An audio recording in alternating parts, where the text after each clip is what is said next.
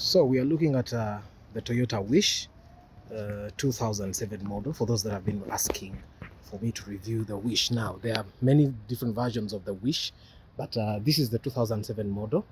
There is a 2007 and 2008. Now, I have two Wishes here, and I want you to notice the difference. This one, the indicator is down, but there is this version which has the indicator in the middle.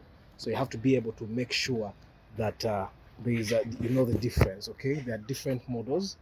Now, this Toyota Wish has seats for 1, 2, 3, 4, 5, 6, 7 people.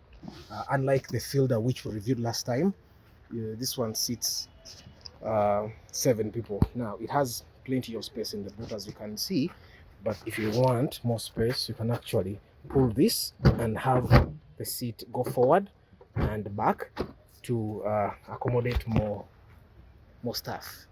So it has, I normally, unlike other people, like these cushions that are not leather, and it has plenty of space for whatever you want. So if you're the kind of person that has a family, instead of buying a Toyota Noah which consumes a lot of fuel, you can actually take the Toyota Wish. It's nice, it has very good upholstery in the door, still very it has a lot of space for storage in the doors as well. Yeah, now this particular one belongs to a lady, and it's her first car, like it happens with all first cars. Yeah, and this particular one has a 1ZZ engine. Now, we have known Toyota Wishes. Many people keep telling you that Toyota Wish has a 2.0 cc or 2000 cc engine, but this particular one is a 1ZZ, which is a 1.8 cc. So it's very good on the fuel. So if you're going to buy a Toyota Wish, you have to make sure that you look for the Toyota Wish that has this particular engine, the 1ZZ engine. 1.8 is better. It is better. It consumes less fuel than the 2.0 particular one. Let's just go the interior and we'll look at it. So when you come to the interior, it has, I like how the dashboard is made. And yeah, this is not the radio that comes with it, so you may have to actually change and put a better radio for your car. It has a very good interface here, first for the AC, and the gear selector is in a very convenient place for everyone, be it a learner or a senior driver. It has lots of storage space here and lots of storage space there. When you top up with what is in the doors,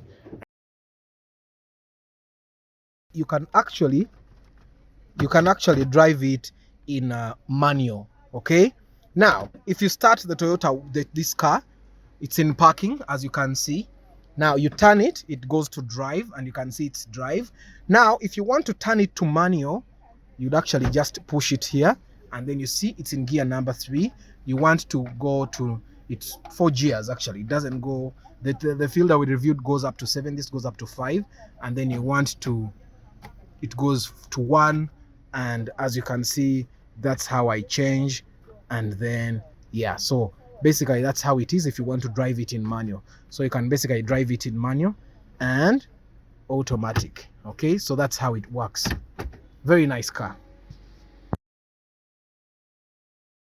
For someone that wants to buy this Toyota Wish, this is a 1.8 cc version. The engine is a 1ZZ, you didn't know, right? So I want you to give us your experience. For someone that wants to buy a Toyota Wish, what is the good thing about it? What is the bad thing about it? Wow, for me, I could, I can encourage someone to buy Toyota Wish because it's a family thing. The speed is so good.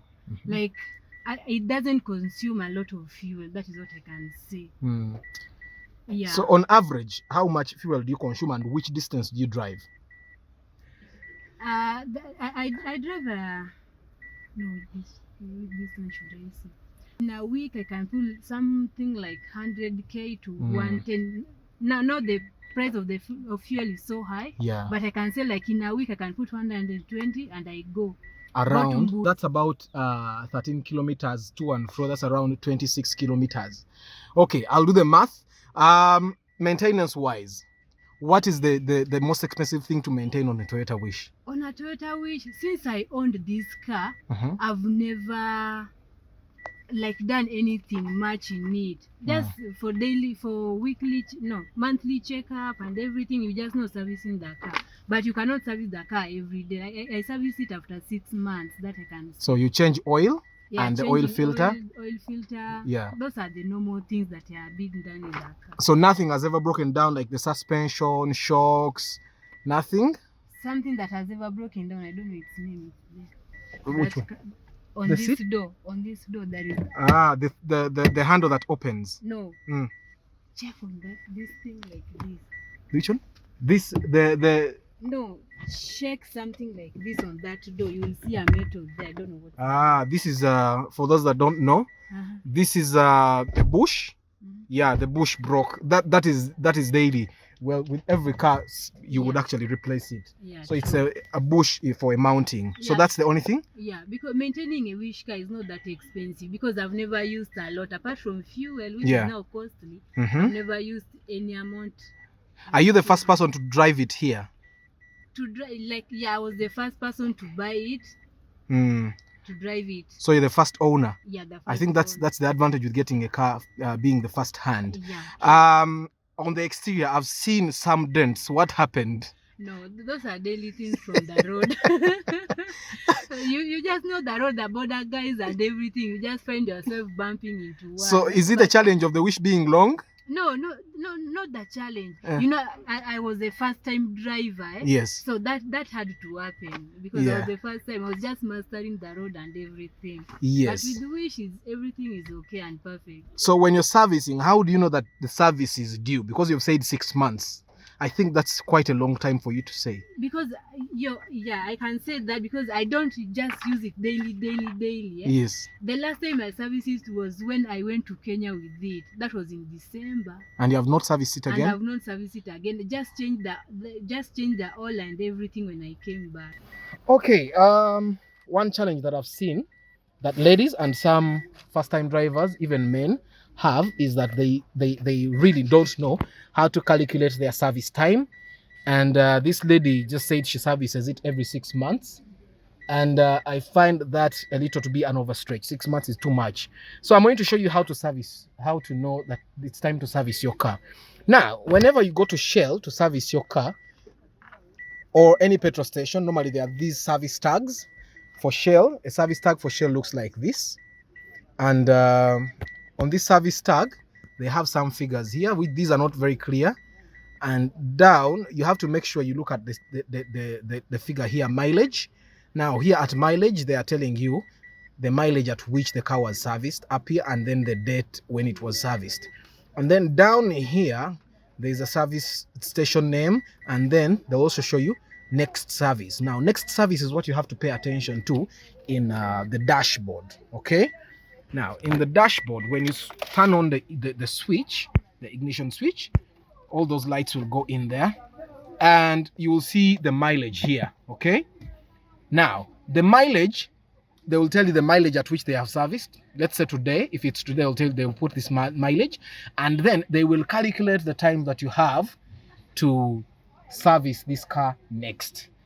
Okay, normally it's if the oil you have used is 4,000 kilometers, then they'll calculate, they'll get this mileage and add 4,000 kilometers. Then the mileage they put on the service tag is when you're supposed to service next. Now, I seriously hope this lady hasn't missed her service, because the service tag says 80,000 and then here it says 85. But she says when she came back from Kenya, she serviced again. I think she just did not get a service tag. So yeah, that's how you check mileage. But overall, the lady is very happy with her Toyota Wish. Okay, now it's a very, very, very sturdy car. She's the first owner here. It means she basically has nothing to repair.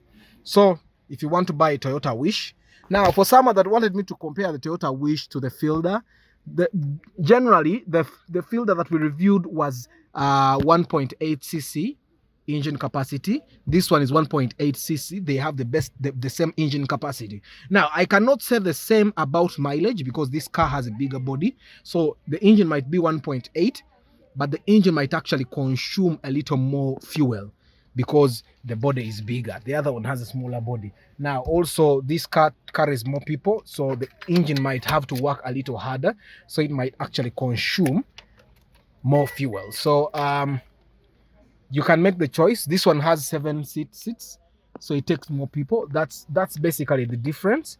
The tires, the other Toyota Fielder that we reviewed takes 15 inch tires. This one also takes 15-inch tires. So basically it's almost the same. Service is the same. Everything else is the same, apart from the fact that the Toyota Wish takes more people and might or might not consume more fuel.